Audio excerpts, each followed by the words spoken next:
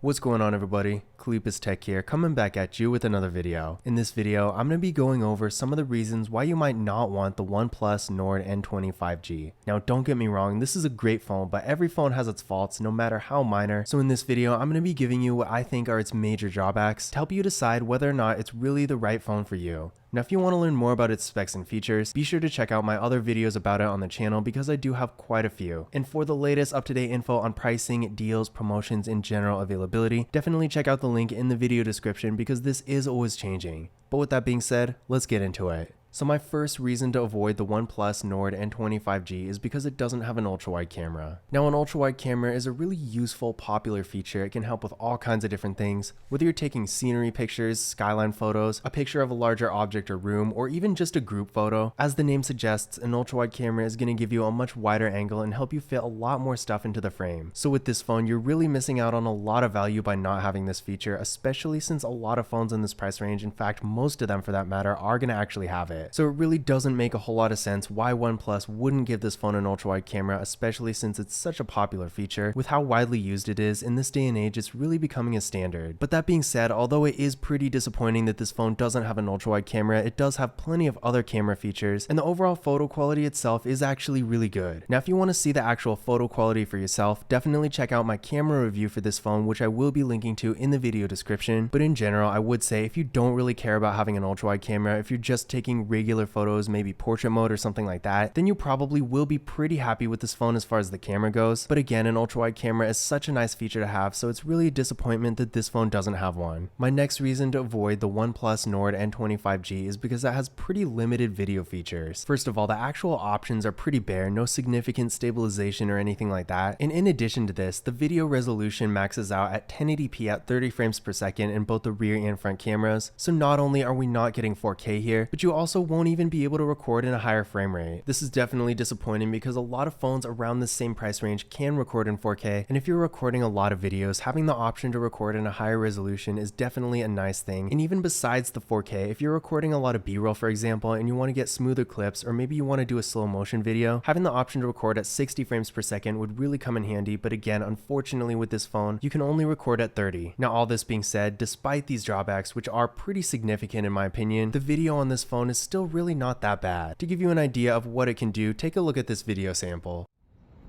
So here's a test video with the OnePlus Nord N20 5G. We are recording in 1080p right now, which is the max quality. Also keep in mind what the audio sounds like.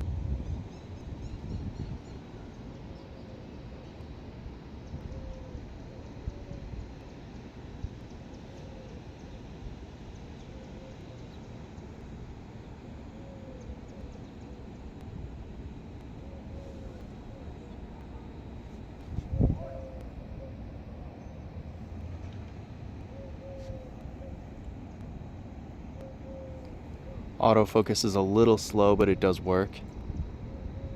So of course, it's not nearly as good as a higher end phone, but for what it is, I will say the quality itself is pretty decent, and the audio quality is especially good for a phone in this price range. So if you're just recording videos for more casual purposes like social media, for example, you're not concerned about features and you don't really care about the resolution, then despite the drawbacks it has, the video recording on this phone will be perfectly fine for you. My next reason to avoid the OnePlus Nord N20 5G in 2022 is because there's no wireless charging. Now, don't get me wrong, wireless charging is not the most important feature out there by any means, but whether you're into it or not, it's still a nice feature to have. And today, in 2022, it's been demonstrated in really low-end phones that wireless charging is really not a crazy feature to have on a phone. And seeing as a really low-end $100 phone like the Visible Midnight has it, there's really not a whole lot of a reason why OnePlus couldn't have given this phone the same feature. So again, although wireless charging is less of an essential game-changing feature and more of just a nice thing to have, as smartphones and really technology in general continue to advance more and more, it's always nice to see more features and options being added. And since wireless charging is one of the more common ones, it would have been great to see it on this phone. My next reason to avoid the OnePlus Nord N20 5G in 2022 is the limited carrier compatibility. Now, when this phone was originally launched, it was only available through T-Mobile and Metro by T-Mobile, but they have since released a factory unlocked version as well. But despite this, unfortunately, the factory unlocked version doesn't really seem to be working very well with other carriers. For example, with Verizon, it doesn't even work at all, and with AT&T, you can't use 5G, so on their network, it's going to be LTE only. Now, all this being said, keep keep in mind these things are always changing, and even since my original review of this phone, things are a little different, since after all, remember, again, this phone was only originally available through T-Mobile and Metro by T-Mobile, so having an unlocked version of this phone in and of itself is definitely more of a recent thing, so who knows, maybe in a few months this won't even be an issue at all. But as of right now, honestly, unless you're with Metro or T-Mobile, or you have AT&T and just don't care about 5G, I personally would avoid this phone otherwise. My next reason to avoid the OnePlus Nord N20 5G is the software. Now this is really weird to me, but for some reason, as of the recording of this video, the OnePlus Nord N20 5G currently only has Android 11. Now this is really a weird move by OnePlus because we're currently on Android 12 right now, and no doubt Android 13 is pretty much right around the corner, so relative to most of the other phones out there, OnePlus is pretty behind in software. And with phones like the new Samsung Galaxy A series phones, for example, getting a whole 5 years of support going forward, OnePlus is really going to have to compensate with a lot of different features and specs to make up for this difference, and even then it might not even be enough because as far as features and performance go, phones like the Samsung Galaxy A53 5G, for example, are really similar to this phone, so in a lot of cases the Nord N20 5G might not even have an edge in that department either. Now all this being said, despite still only having Android 11, which is definitely a little bit older, especially when Android 13 comes out, the software is well optimized on this phone and it does run pretty smoothly. And in addition to this, I'm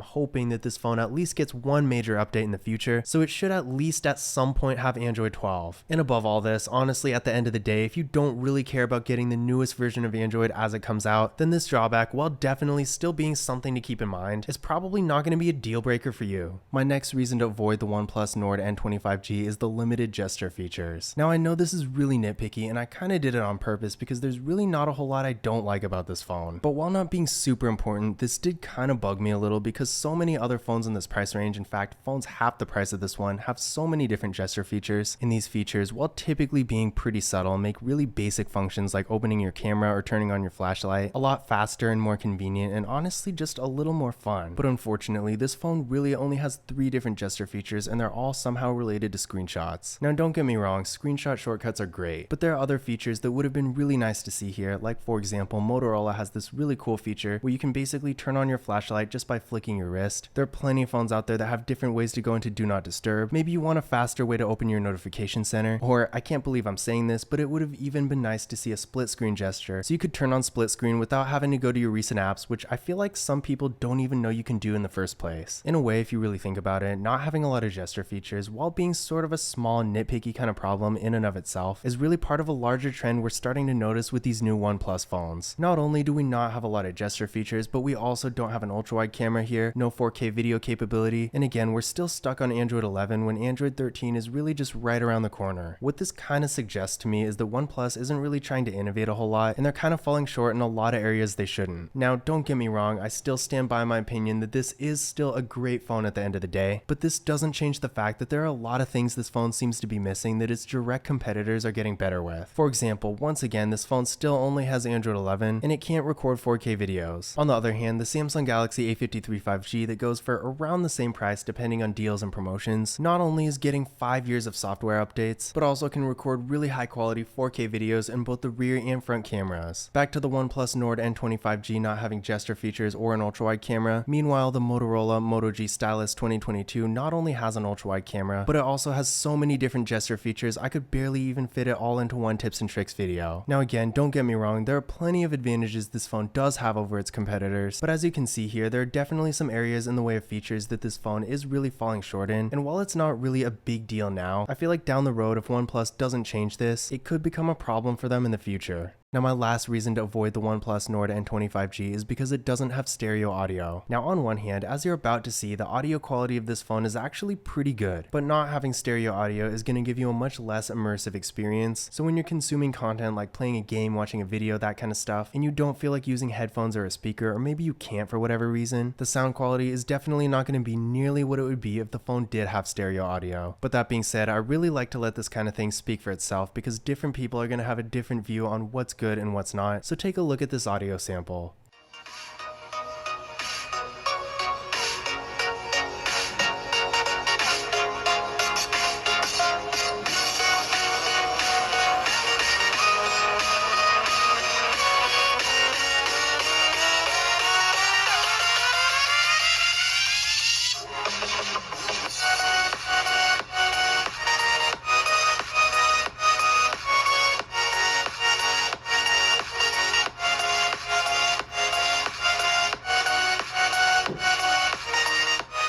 Now, in my opinion, I don't think it was really bad. It is okay, especially if you're just doing something like playing a game or maybe watching a YouTube video, but doing something like listening to music might be a little bit of a letdown, especially if you're used to something like headphones or maybe a real speaker, or even if you're coming from a higher end phone that does have stereo audio, then you are definitely going to notice a difference. But that being said, maybe you consume content exclusively with headphones or a speaker or something like that. In that case, not having stereo audio with this phone is probably not even going to matter. But if you do typically like to listen to things on your phone speaker itself, then definitely keep this in mind. But those were my reasons why you might want to avoid the OnePlus Nord N20 5G. In general, despite these drawbacks, once again, I still really do like this phone. And overall, if you're looking for a more affordable 5G phone that's going to give you a great experience no matter what you're doing, then again, despite everything I went over in this video, the OnePlus Nord N20 5G in reality is probably going to be a great option for you. Now that being said, if you want to learn more about this phone's specs and features, be sure to check out my full review of it on the channel. And if you already have the phone and you want to get more comfortable using it, definitely check out my tips and tricks videos for it as well. And for the latest up-to-date pricing and general availability, be sure to check out the link in the video description because this stuff is always changing. But I hope you enjoyed the video. If you did, be sure to give it a thumbs up and hit that subscribe button. Be sure to follow Compatibility Tech on Twitter and Instagram. And as always, I will see you in the next video.